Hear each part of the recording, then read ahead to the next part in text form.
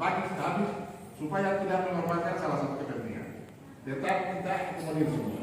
Kalau disampaikan sudah macam-macam bisa memahami. Apakah memang ada perhatian terhadap COVID atau tidak? Pekerjaan lain ada jalan atau tidak, tolong disampaikan. Saya angkat mata aja sudah kalah. Bapak Astia bisa menjelaskan. Ya, terima kasih Pak Sekda, Pak Kabak Ops, teman-teman mahasiswa. Yang pertama ada tadi mempertanyakan, saya pikir sudah cukup jelas yang disampaikan oleh Pak Sekda dan juga Pak Kabak Ops. Mekanisme pertanggungjawaban kita sesuai dengan mekanisme pertanggungjawaban APBD, karena memang dia adalah salah satu komponen dari pengelolaan APBD, sehingga mekanisme tadi Pak Sekda sudah sampaikan. Secara internal pemerintahan ada IRDA Kabupaten, IRDA Provinsi, sekarang ada pemeriksaan dari BPK untuk pertanggungjawaban APBD. Setelah ini maka pemerintah akan mengajukan, setelah diperiksa oleh BPK perwakilan NTT di Kupang yang sekarang ini ada di Kabupaten Alor, kami akan ajukan bahan pertanggungjawaban itu kepada DPR untuk dibahas. Tetapi ada satu hal yang menjadi kewajiban pemerintah adalah setiap akhir bulan pemerintah daerah wajib menyampaikan laporan ini kepada Kementerian Kesehatan. Ini tugas yang harus disampaikan juga di Kementerian Keuangan, mau menunjukkan seberapa besar komitmen pemerintah daerah dalam mendukung pelaksanaan penanggulangan wabah. Jadi kita ada alokasikan dana, tapi model pertanggungjawabannya setiap bulan kami laporkan kepada Kementerian Keuangan dan juga Kementerian Kesehatan. Ada yang mempertanyakan tadi bagaimana dengan tahun 2021 sekarang. Teman-teman tadi sudah dijelaskan oleh Pak Sekda, tahun 2021 ini peningkatan kasus yang bagi kita walaupun dia meningkat, tetapi upaya kita untuk membatasi itu dengan berbagai langkah yang kebijakan yang kita lakukan sudah cukup baik. Tetapi untuk tahun 2021 dari total alokasi anggaran kita sekitar 1,9 triliun yang kemudian lebih banyak dialokasikan untuk kepentingan-kepentingan yang lain dalam rangka untuk menunjang kegiatan pembangunan, maka untuk COVID sendiri sementara yang kita alokasikan sekitar 48 miliar lebih. Ini belum termasuk yang mau direalokasi sesuai dengan ketentuan Kementerian Keuangan yang baru ini, yaitu antara 4% dari total belanja yang mesti kita alokasikan. Tadi Pak Sekda sampaikan, aturan ini baru keluar sehingga yang kita sudah alokasikan awal untuk kebutuhan penanganan COVID adalah sekitar 48,6 miliar lebih. Dia ada cukup meningkat sedikit karena untuk penanganan kesehatan sendiri itu ada sekitar 3,4 miliar yang akan kita alokasikan untuk mendukung, dan itu sudah nampak beberapa kegiatan sudah jalan. Untuk pemulihan ekonomi, tadi Pak Sekda sudah sampaikan ada tiga item yang akan dialokasikan dana untuk selain penanganan COVID, karena COVID ini juga berdampak terhadap pemulihan kondisi ekonomi masyarakat, sehingga untuk tahun 2021 kita ada alokasikan sekitar 44 miliar itu untuk penanganan bagaimana pemulihan kondisi ekonomi. Kita alokasikan untuk bagaimana kelompok-kelompok masyarakat yang ada di sejumlah OPD, kita bantu mereka dengan segala kegiatan program untuk penanganan COVID. Dan yang ketiga adalah untuk jaring pengaman sosial, kita ada alokasikan sekitar 454 juta untuk membantu untuk urusan-urusan pengaman sosial.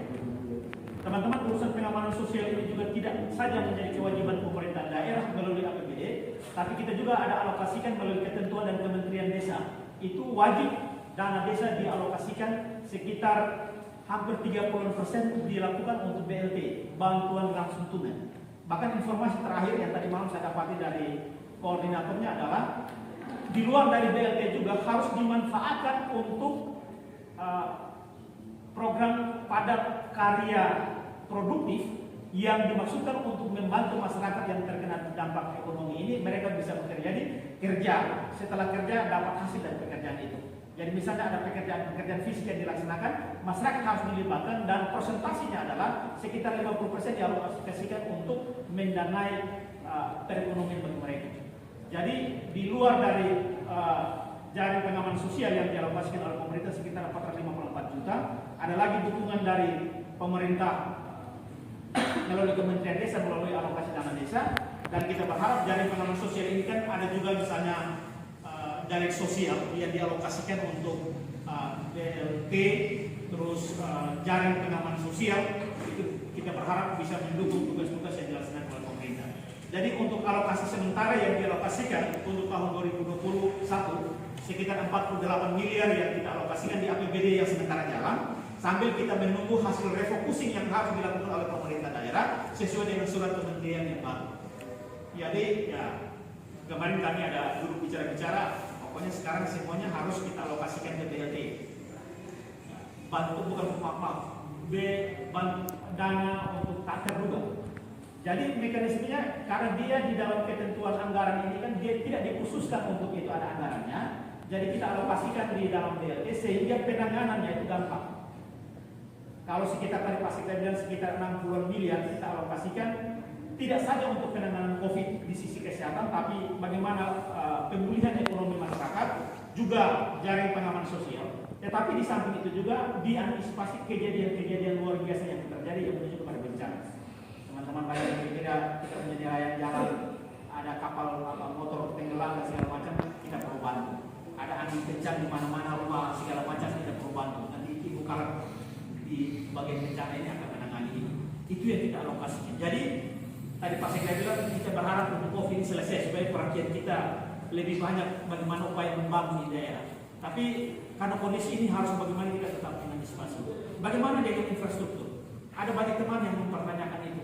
Kalau sudah penanganan COVID, kenapa kalian tidak fokus saja untuk urus bangun-bangun yang lain? Tidak teman-teman. Ini satu komponen yang harus kita bangun.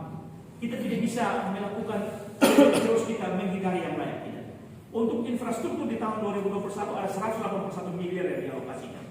Jembatan, irigasi, jalan air minum sekitar 50 miliar. Pembangunan gedung, sarana-sarana kesehatan, sarana-sarana pendidikan ada sekitar 110 miliar. Perumahan layak huni bagi masyarakat yang masyarakat miskin sekitar 5 miliar. Bantuan-bantuan meteran listrik kepada masyarakat kita kasih sekitar 3 miliar. Moda transportasi bagaimana dia bisa berjalan untuk aktivitas masyarakat di pedesaan sekitar 8,3 miliar. Semuanya kita alokasikan. Di samping itu juga bagaimana dengan pengembangan sumber daya manusia.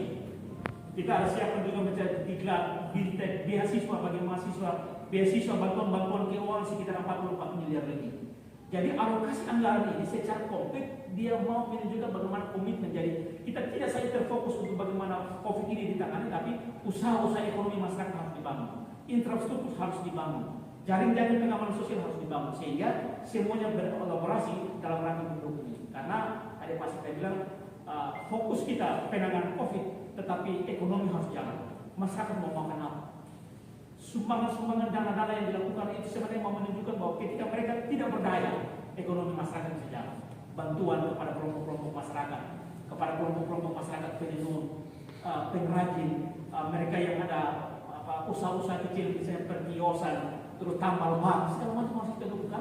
Itu usaha-usaha mikro yang dalam kondisi tertentu itu yang bisa menunjang ekonomi masyarakat. Jadi upaya-upaya ini kita bangun sinergi secara baik sehingga apa yang kita harapkan pandemi ini upaya kita penanganan tetapi tidak mengganggu upaya-upaya pemerintah secara langsung untuk membantu pembangunan di daerah ini. Saya pikir itu beberapa informasi yang bisa kami sampaikan. Apakah ada tambahan dari teman-teman dari kesehatan secara teknis bisa disampaikan. Sebelum saya kembalikan kepada teman-teman, kita punya waktu sekarang sudah jam 11 lebih. Kita berharap di sekitar tambah 30 menit lagi kita coba berdiskusi. Tadi Pak Sekda sudah bilang ini wabah ini yang memberikan tanggung jawab moral bersama kita. Karena itu teman-teman hadir di sini ada hal-hal yang perlu kami sesuaikan, kami akan sesuaikan. Tapi tadi Pak Paus juga menyampaikan tolong mengambil bagian bersama. Ketika teman-teman di Kampung Tangguh ada di Kelurahan Nusa sebagai Kampung Tangguh, mari kita sama-sama menyadarkan masyarakat untuk kita berwaspada di dalam mengatasi kondisi COVID. Saya silakan Muhammad Kadis.